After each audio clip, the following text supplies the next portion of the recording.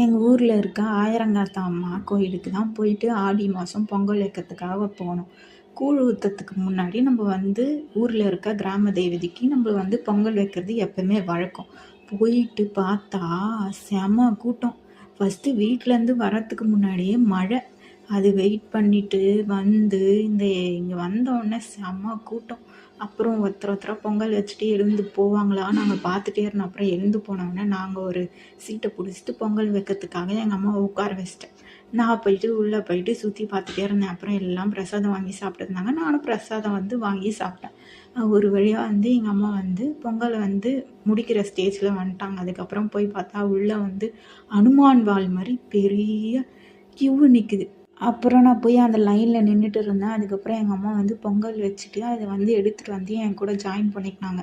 அப்புறம் கோயில் உள்ளே போயிட்டு சாமிக்கு இந்த பிரசாதம் படைச்சிட்டு அப்புறம் சாமிக்கு மட்டும் வெளியே எடுத்துகிட்டு எல்லாருக்குமே இந்த பிரசாதம் தட்டில் போட்டு கொடுத்தோம்.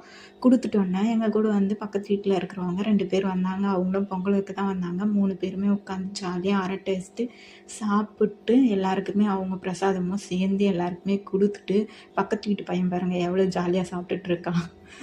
அது சாப்பிட்டு அப்புறம் பொறுமையாக வந்தோம் வீட்டுக்கு. எவ்வளோ நீட்டாக க்யூ போயிட்டே இருக்கு பாருங்கள். நைட் ஆக க்யூ ரொம்ப பெருசாக போயிட்டே இருந்து. ஏன்னா மழை வேறு பெஞ்சிட்டே இருந்தா சரி நிறைய பேர் வரமாட்டாங்கன்னு நினச்சோம். செம கூட்டம், நிறைய பேர் வந்தாங்க. இந்த மாதிரி என்ஜாய் பண்ணிட்டு ஜாலியாக வீட்டுக்கு வந்தோம். நீங்கள் இந்த மாதிரி வீடியோ பார்க்கணுன்னா நாளைக்கு பாருங்கள். வீடியோ போடுறேன் இது.